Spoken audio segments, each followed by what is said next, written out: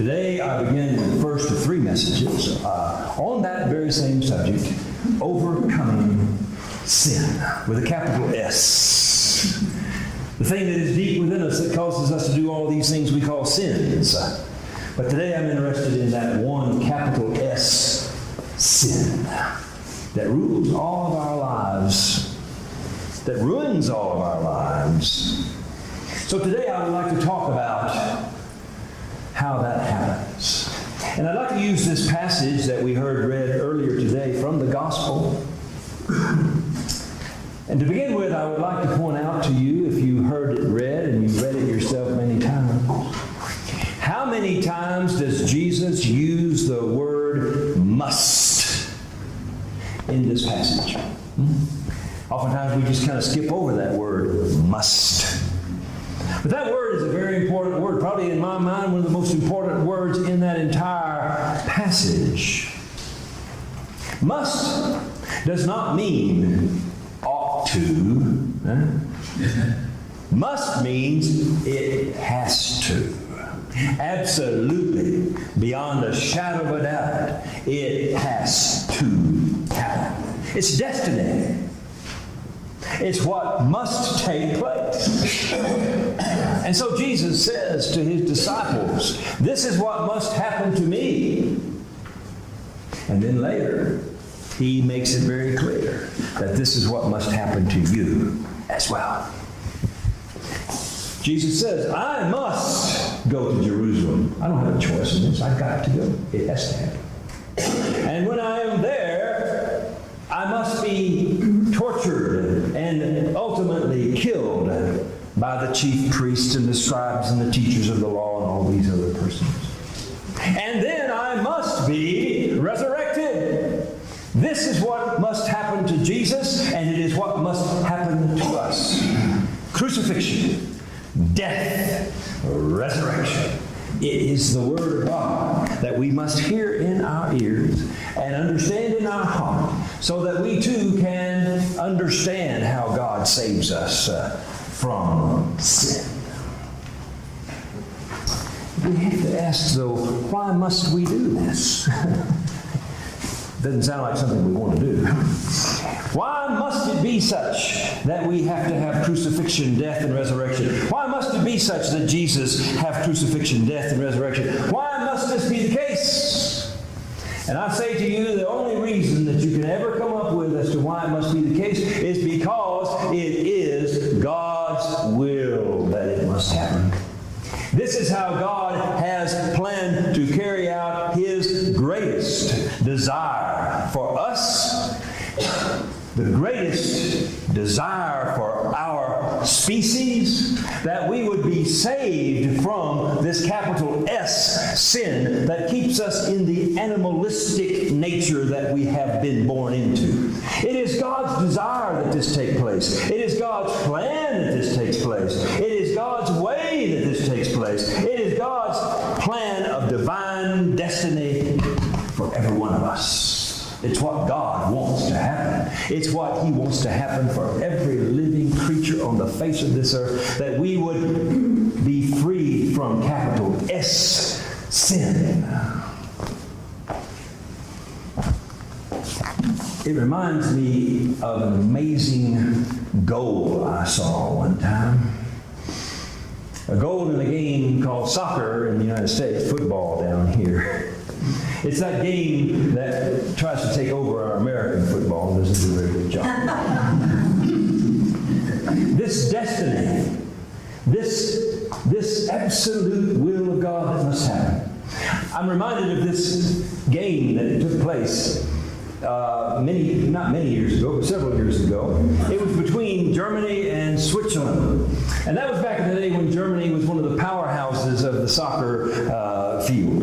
And today they still are to some degree.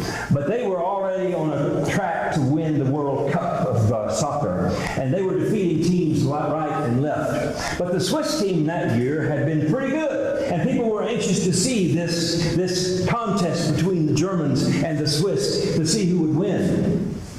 But everybody said, Germany hasn't lost. Seems to be destined for them to win. But Switzerland says, no, we're powerful, we're good, we're going to do it. So they this game. And in soccer, you know, in these kind of games, it's not supposed to end in a tie. It was a tie at the end of regulation times. And then they have this thing they call a shootout, in which they have 5 different persons from each side try to shoot a goal with one goalie standing in the way to stop the ball from getting into the goal. And in that particular game, the shooters were really good. And it came down to the last shot. Switzerland was about to tie Germany. Nobody had done that, and it looked like it was going to be the greatest victory that people had heard about in that particular year. And the German kicker got up to kick the ball, and he kicked it, and this would be the one that would win the game. And it went straight for the goal, and then it veered up a little bit, and it hit the edge of the goal, and went flying off way up into the top of the stadium. Switzerland was ecstatic. They had won the game, or not won, but they had tied Germany. And the goalie tore off his t-shirt and goes running all the way down to where the other people are, and they're just ecstatic, and they're just hugging each other, and the Germans are all looking down, and they're going back to their place, and everybody is just amazed at this great tie that had took place, which was like a victory in those days. But the cameraman paid attention. That ball came back down into the field of play. And the cameraman kept his right on it. And you watch that ball bounce right toward the goal. The Swiss people are like, oh my God, there's this ball going. So immediately the goalie started running as hard as he could from way back on the other end of the field, trying to get there in time to stop that ball. And he jumps at the last minute, and that ball just rolls right over the goal line. Germany won. Destiny. You see, no matter how great the odds may be, no matter how sin-filled we are, it is my firm belief that it is God's destiny to save us all. It is God's desire to save us all. It is God's plan to save us all. And as our life lives itself out over the days in this world and in the world to come, we sometimes find ourselves being just like that ball rolling toward the goal, and evil says, you shall not make it to that goal. And at the very last minute, evil jumps and fails. And in we go. This is the God I believe in. I believe in a God of ultimate victory. I don't believe in a loser God like some people do. Say, oh, well, we got about 70% of the people. That's not bad. I don't think that's the kind of God we worship. We worship a God that says, I will not be mocked. I will not lose. My divine souls that I breathe into every living creature will be with me, if not in this life, in the life to come. So, if this is God's plan, if God has this plan to save us from our capital S sin, and if the plan is to go through this process of crucifixion, death, and resurrection, to follow our Lord into that process, to understand that it's not just Jesus that gets crucified and dies and is resurrected. He says to his disciples, whoever would follow me, whoever would be one of my disciples, you've got to take up your cross too and go through this same process, because the process is where the salvation lies. It is learning how to see and understand your life as this process of crucifixion, death, and resurrection. Maybe not just once in your life, but many times in your life, going through this process of crucifixion, death, and resurrection. Here is the answer to how we are saved from sin. Jesus setting the example. Jesus showing us the way. Jesus being the one that makes it clear to us, this is the way to new life. So we all need to remember this, and we all need to learn it, and we all need to hold on to it in our heads. Crucifixion, death, resurrection. Crucifixion, death, resurrection. Just remember those 3 things, and you will begin to understand an awful lot about how God is touching your life. Oh, I know the Lord has laid His hands on me. That's what we sang this morning. And you need to know that the Lord has laid His hands on you. You need to understand how it is that He is healing you, redeeming you, saving you in the very midst of your life here on this earth. So, I've often found that people don't remember what I say. It's one of the great sadnesses of being a preacher.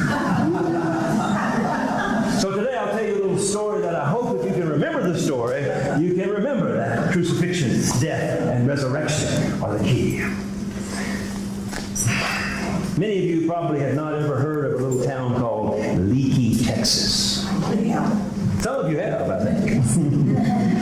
It's called Leakey, Texas, because it's one of these places in the hill country where all these little rivers and streams leak into that town. These are beautiful rivers and streams, cool, wonderful water. And it goes into the town and out of the town. And the forefathers of that town decided to name it Leakey, Texas. And nearby Leakey, Texas, there's one of the most wonderful places in the world. It's called the H-E-B Foundation. Those of you from Texas and the South know H-E-B is a grocery store, basically. But it is a foundation that this H-E-B family donated thousands and thousands of acres of some of the most beautiful land in Texas. We call it the hill country, and it's right in the heart of Texas. And they built all these camps throughout this wonderful place where you can go as a Christian group or as a group that's looking to know each other better, and you can have a retreat in the weekends or for the whole week or whatever, and they don't charge anything. And you can just take your group out there and they have all these wonderful places where you can have these beautiful and great retreats. It's a beautiful, beautiful place, and those of us from Texas know that's where God's summer home is. But anyway, it came to pass that as a pastor, I often had retreats in our church, and we often went out for a specialized retreat. And there was a time when we were going to do a special retreat called a New Life Retreat, and we had chosen a campsite in the H-E-B Foundation, and this one was for young married couples.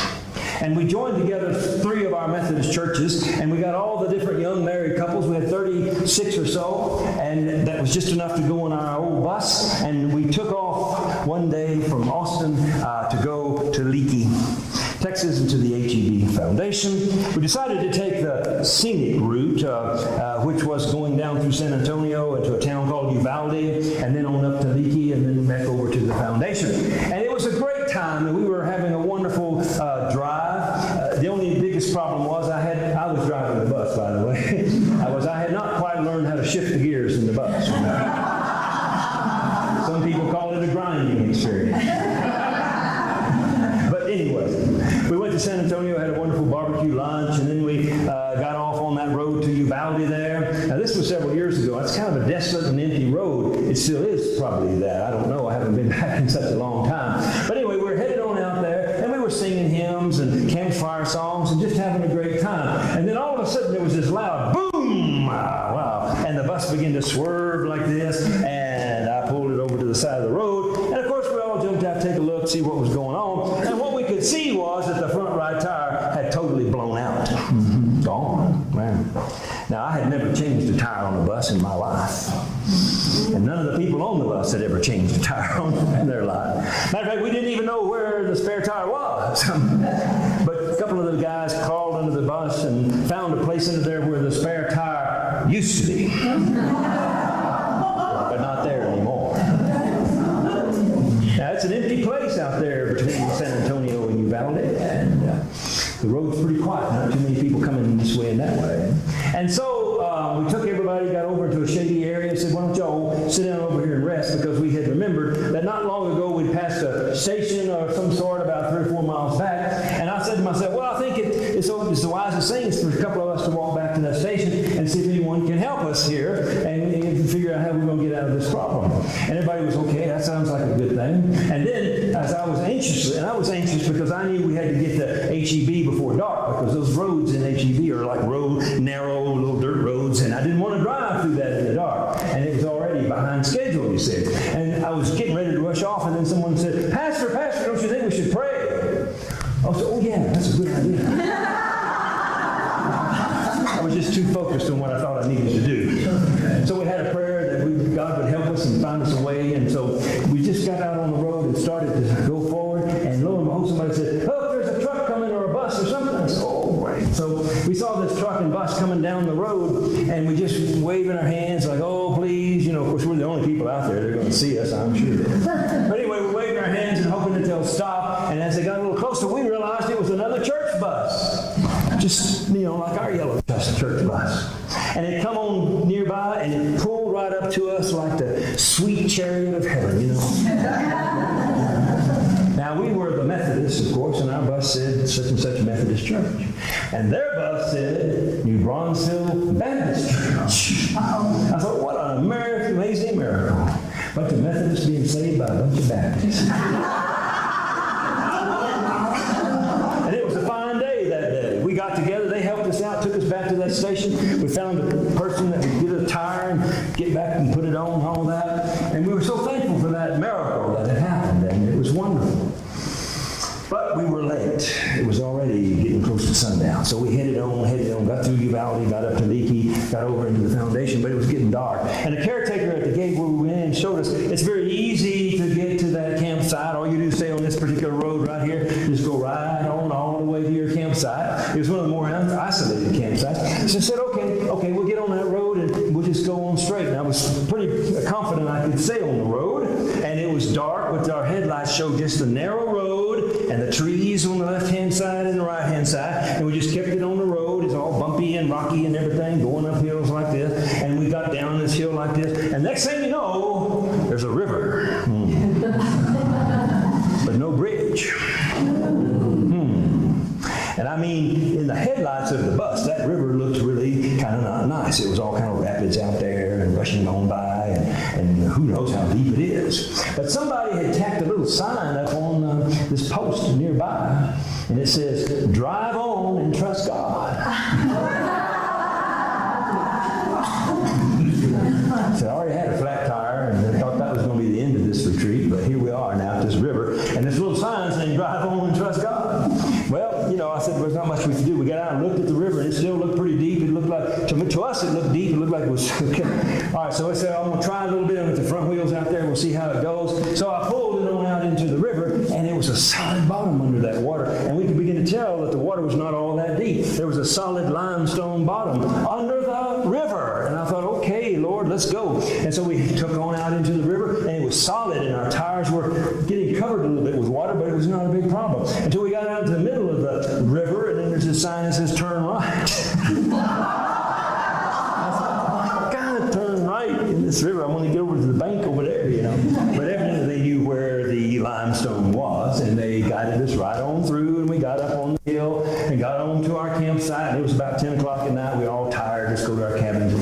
And that was the end of that. But it was quite a day, flat tire and driving through the river. But the next day things were really nice. We had a wonderful time. We had Bible study that was really meaningful. These people were really getting into it, and they were remembering a lot of these things that we were trying to get across. And that night we had a campfire, which was a wonderful, lovely experience, singing a lot of the campfire songs. And I had planned an experience in which I asked them to go out and find some dry wood, which was not hard that time of the year, and to make a cross out of it, and then to take pencil and paper and to write on that pencil and paper something that was causing them pain in their life, something that their ego had caused them to do that they wish they would have not done, something that they were being hurt by because of either their ego or somebody else's ego, their human self, and that sin. I said, let's go out to the cross now. And they all did that. And I said, we're going to have this service, and after it's over, you're going to come up and throw your cross into the fire, and you're going to watch it burn. And I explained to them it was all symbolic because it was talking about the old life changing into the new life, seeing that wood burn up into the energy and light that it was meant to be. And I was kind of proud of myself. I thought, that's pretty cool. It's all down. And it was a wonderful experience. And people were dropping their crosses in, and people crying. It was good. And then all of a sudden, some woman screamed out, just painful scream. And it just shocked us all. Like, what is this? And she was sitting a little way away from the fire with her husband over a little ways. And then she was like, oh, and crying, oh. And we thought maybe a snake had bit her or something. We had no idea. So we all run over there. Now, these were people from 3 different churches, so I didn't know her that well. I took my flashlight. She was just crying and crying. Her husband was holding her hand. And I looked down, and I could see she was, in fact, very pregnant. Very, very pregnant. And she started crying and moaning, and she said, the doctor said it's going to be 3 or 4 weeks from now. And it's not going to be 3 or 4 weeks. It's going to be now. And such pain and such misery. And thankfully, we had a couple of women in our group that were nurses. One was an RN, one was a nurse's aide. And they came over, and we all came over, and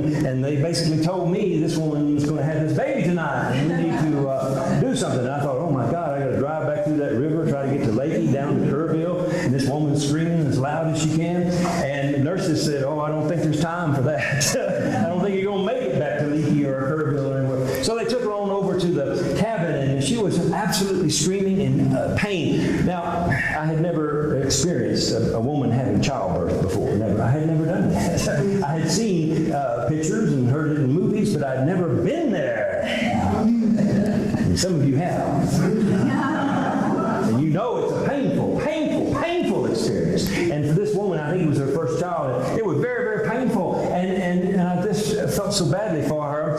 Being kind of naive, I didn't know what to do. I ran to the bus and got the first aid kit and some aspirins, and I thought maybe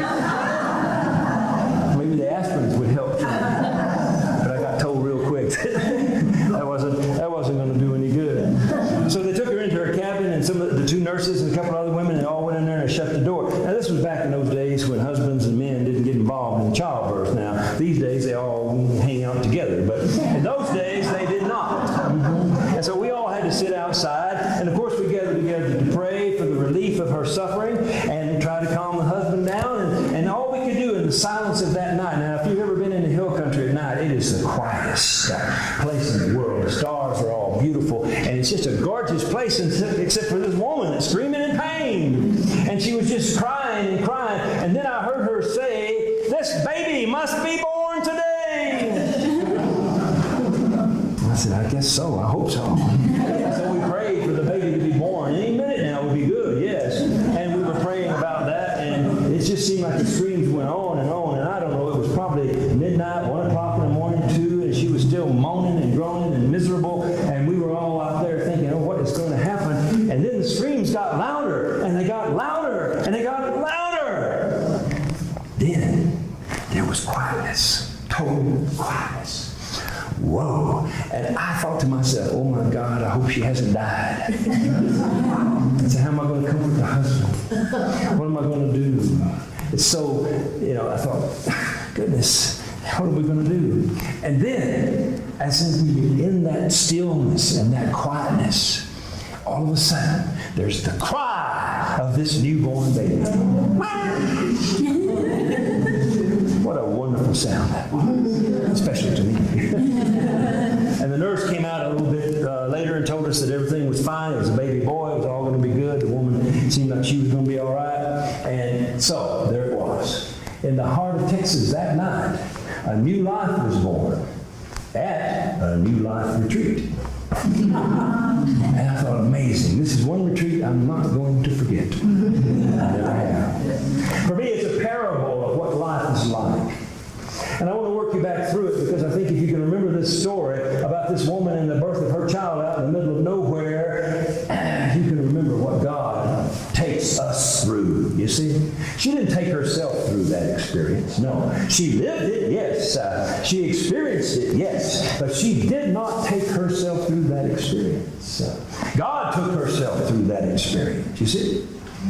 The first thing about the story that you must remember is the screams of pain, the suffering that she went through. You see, as it is in childbirth, so it is in life. No pain, no gain.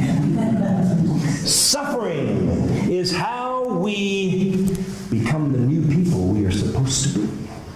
God brings suffering into our lives. God uses the tool of suffering to bring us to that point where we finally scream out in pain, this baby's got to be born today. This new life. Because my life is so painful right now. My life is so filled with agony. I don't want to live it anymore. I want to live a new life. I want to live a new way. I don't want to live in this pain anymore. But you see, what is the problem is this, and this is one of the reasons I preach upon this today.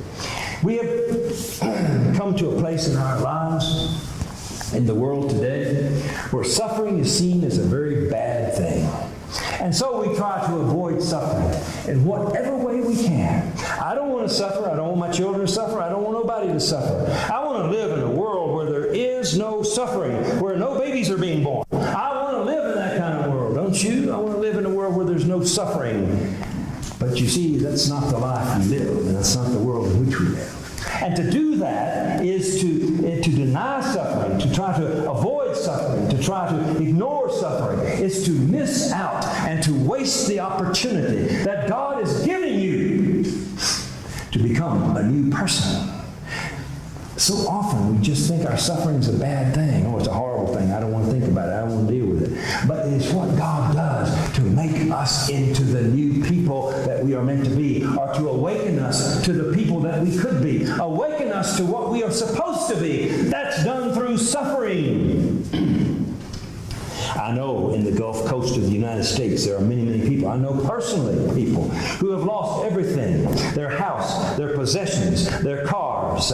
They have nothing but the shirt on their back. And they are suffering in 92-degree heat with humidity 85 and mosquitoes as thick as you can see. I've been there. I know what that suffering is like there. It's a horrible, horrible thing to go through. But I know if you've ever been watching any of the news or anything about it, what do we see coming out of that suffering? What do we see happening to people who have lost everything? What do we see happening? We see people reaching out to one another like they have never reached out to one another before. We see people wanting to live in a community of love like they have never wanted to before. We see the power of God using that suffering, hopefully to change the hearts and minds of people who thought that everything they owned was the most important thing in the world. It is not the most important thing in the world. The most important thing in the world is your life and your service to others in this world. And what does the suffering of that hurricane teach us but that? You see, if we just sit back and say, oh, it's a horrible thing, and oh, I'm so sorry it happened, and it's so bad, and we don't learn from it, we don't grow from it, we don't get reborn from it, then we have wasted a cross. That's what we've done. We have wasted a cross. And crosses are not supposed to be wasted. They're supposed to be lived through. Some people have said you need to learn in your life how to welcome the pain.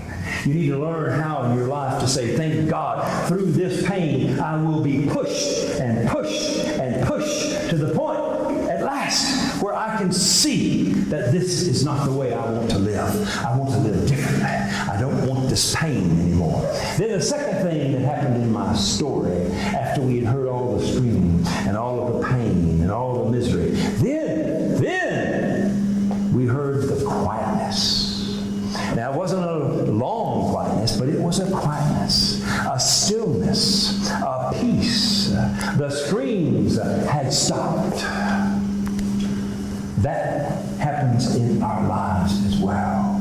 Especially if we feel the pain, let the pain push us, until at last we come to what we call the point of surrender, the point of death to our ego, to ourself, to our needs and our greeds and all the other things we have that drive us in a selfish, self-centered way. All of a sudden, because life has become so painful that we do not wish to live it anymore, so painful that we wish that we could escape from it, so painful that we wish somebody would save us from it.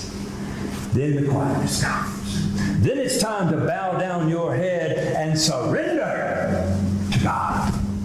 To give your spirit to God.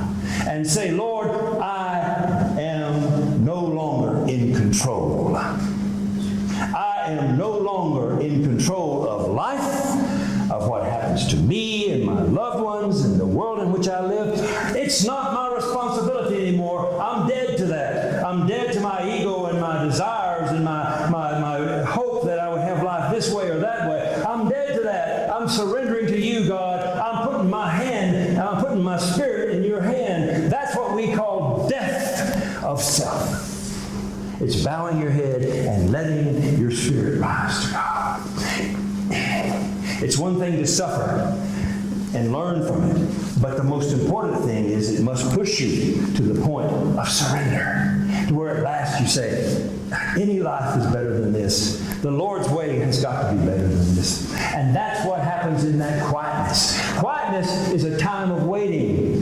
Death of self is a time of waiting. That's why we used to put on gravestones, rest in peace.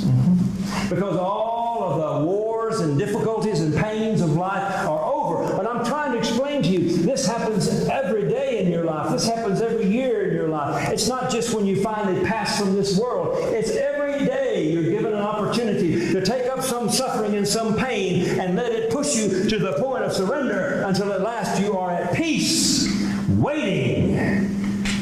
Waiting for what? What are you waiting for? I'm at peace. I have some friends who are Buddhists, and they're great people, and I love what they do, but they have this idea that if you deny yourself enough, you finally come to nirvana, and there you are, in peace. And then I asked him, I said, for what purpose? Just to sit there in peace? Is that why we find peace? Just to sit there in peace? No! We find peace because we're waiting for the dawn to come. That's what we're waiting for. Just like Jesus waited in the tomb. The stone rolls away, and at last the day of resurrection comes. Not just the resurrection of the dead at the end of the world, but the resurrection of your life here and now. In this place, in this time in which you are lifted up above all the misery of the old self and what it has caused you to do. And which you at last understand that part of your ego that has caused you such pain, such misery, that you have surrendered your life to God, and you are no longer going to be led by that ego. And to understand that now you are going to be led by the Spirit of God to think of others instead of your own ego itself. You are resurrected. You see? This is the process we go through in life. And this is why our scripture today tells us that Jesus said he must go to Jerusalem. He must be killed. He must be raised from the dead. And then he says to us, and you must go to Jerusalem, and you must be killed, and you must be raised from the dead. You see, it all fits together that way. And it is an important thing that we Christians remember that. Crucifixion, death, resurrection. Some of you may be going through a painful experience right now. I say to you, it's God's gift. Feel the pain, understand it, and know that it can push you to a new life.